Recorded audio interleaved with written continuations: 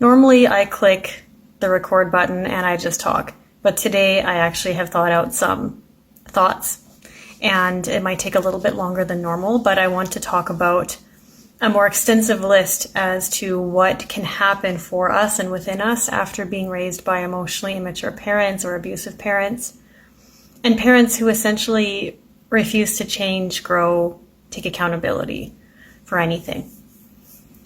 So a lot of people experience a vast array of symptoms, and that can be feeling disconnected from their feelings. It can be feeling disconnected from who you truly are, from your needs. A lot of people have no idea what their needs are. They might feel disconnected from their personal opinions, their preferences, and from their voice. They might actually feel like a disconnect or a block here. I know for myself years back, I couldn't hardly voice or say what it was that I was feeling.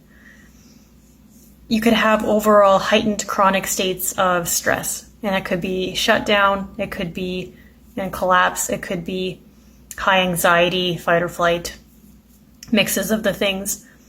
You might have social anxiety or just baseline anxiety, and the social anxiety can show up some days and not be there other days. It might show up particularly when you're with just one person. That might be scary, or maybe it's group settings that cause anxiety.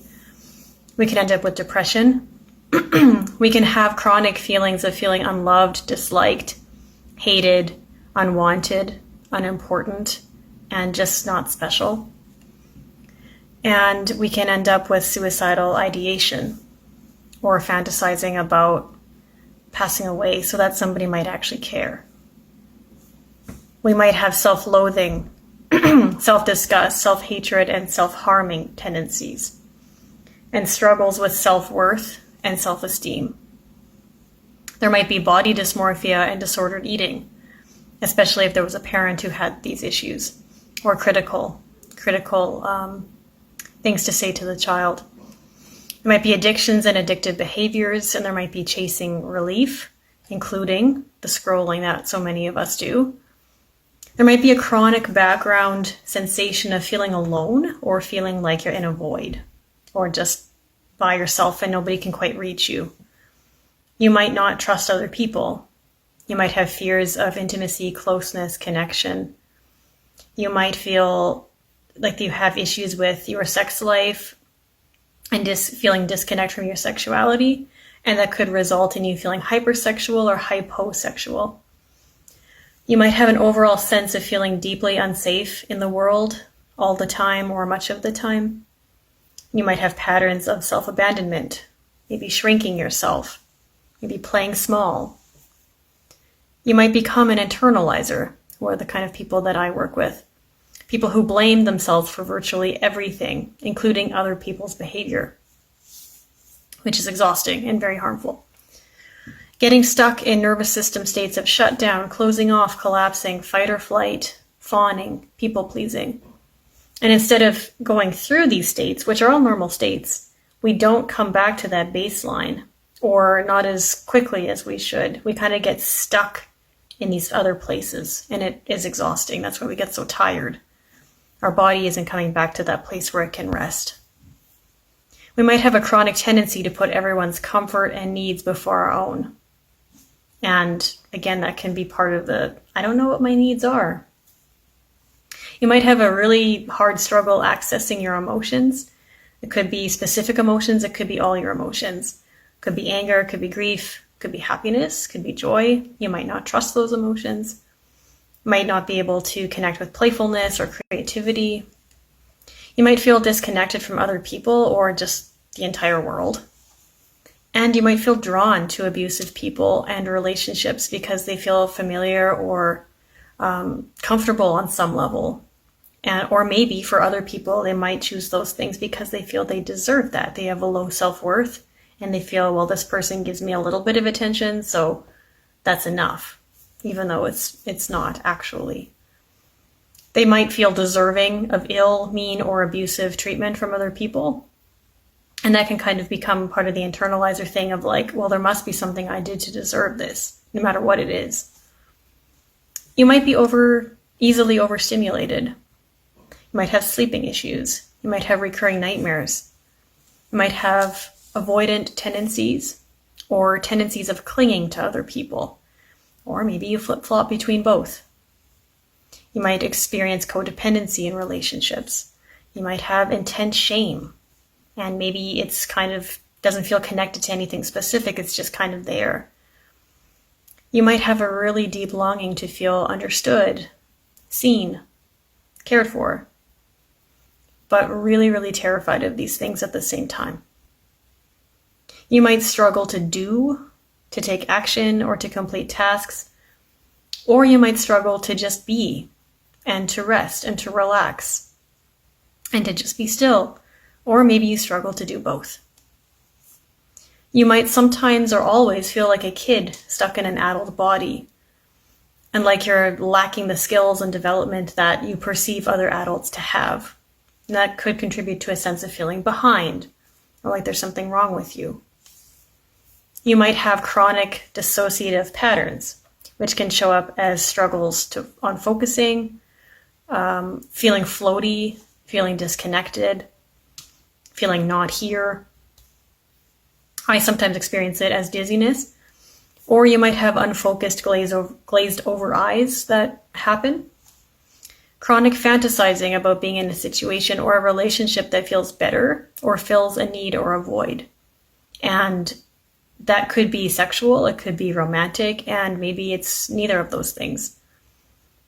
You might never or rarely feel present and embodied in your own body.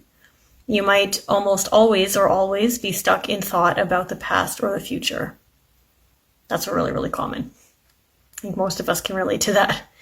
Feeling afraid of facing one's past and of healing and of change, because healing requires change to happen, right? And so a lot of people end up stopping themselves because the discomfort and the pain is familiar.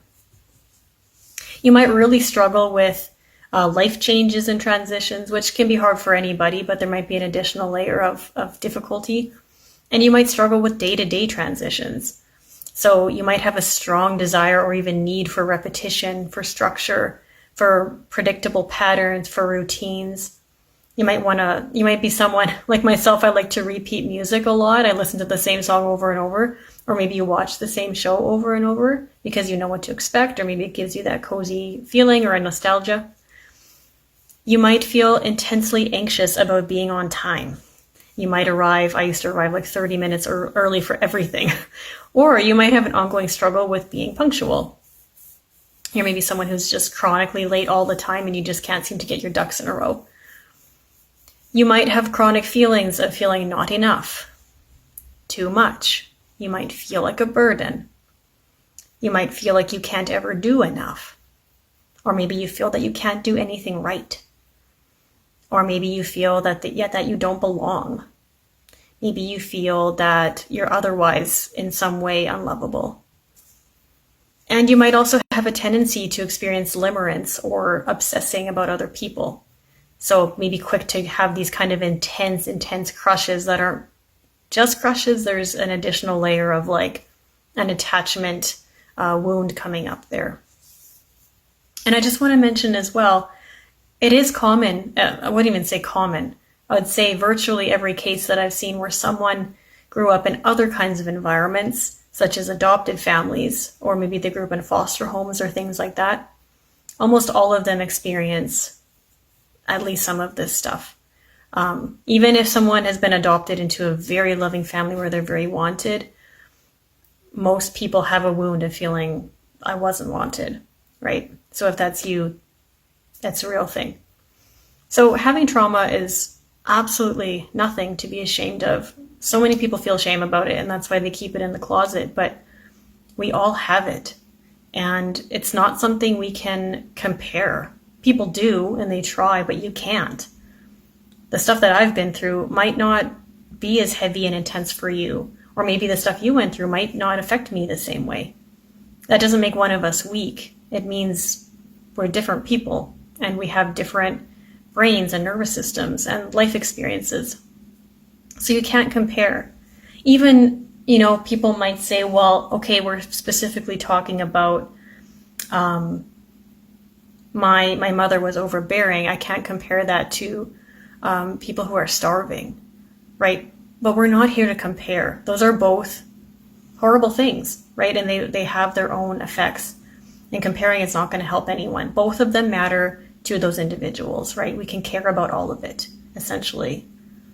So if you have the desire or the want to heal and to change and to move into places, a new state, places where you feel just more equipped with life, for life, it's possible.